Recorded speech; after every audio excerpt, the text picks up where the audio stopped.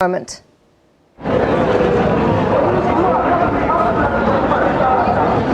Well, Natasha, the situation certainly is much calmer now in comparison to what it was a bit earlier on. Confirmation that student leader Shaheera Kalla, who's believed to have been shot 10 times, is still receiving treatment and her wounds are being dressed at this stage at the wellness center here on the university's campus. We also understand that student leader Busisiwe Siabi as well, who was also struggling to breathe after police had fired stun grenades and some tear gas, has also been receiving some oxygen at the wellness center. We do understand now she has been sent to the Brenthurst clinic, which is not too far from here, where she will go undergo some tests. We understand she's already been taken to the clinic at this stage, but really chaotic scenes that we did see a bit earlier on, where we saw students marching from this area here at the Great Hall towards the West Campus, and that's where the protesting students had interrupted one of the chemical engineering tests that was being written in one of the lecture rooms there, and that's when we saw the scuffles take place between police and the protesting students as police tried to move back the students. A number of those test papers were torn up by the protesting students, and police have really moved back somewhat now, a bit far away from this area here behind me, where you can see the students continue to gather. We do understand, though, that these two student leaders who are receiving care now are likely to hold a press conference a bit later on to address the media, but the situation here a little bit calm. Just looking around as well, I can see some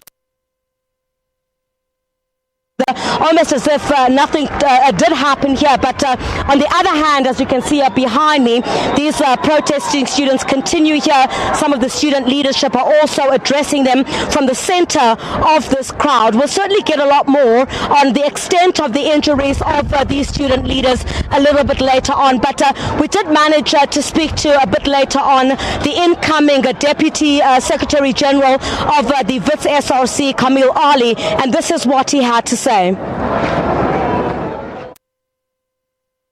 Was peacefully singing as we usually do. We were on West Campus when police suddenly decided to open fire on us using stun grenades and rubber bullets. Several students were injured, including two of our leaders, Busisiwe and Shaheera. They're currently being treated. As I'm told, Busisiwe is having trouble breathing, so her mom's on the way to take her to the hospital. Shaheera is, she's just got some wounds on the back of her body. As I'm told, it's about 10 bullet wounds to the back of her body. So yeah, that's the update. There's also another student that's on the way to the hospital with a dislocated knee. And yeah, the other students are mainly rubber bullet injuries.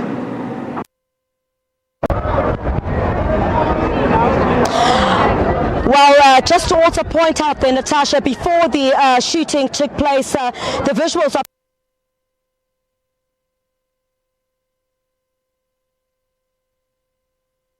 then the student leader Shaheera Kalla, who'd been trying to negotiate with police to allow students to pass a certain area. This is during and after the disruption of the chemical engineering test that was being written. So certainly many questions again will be posed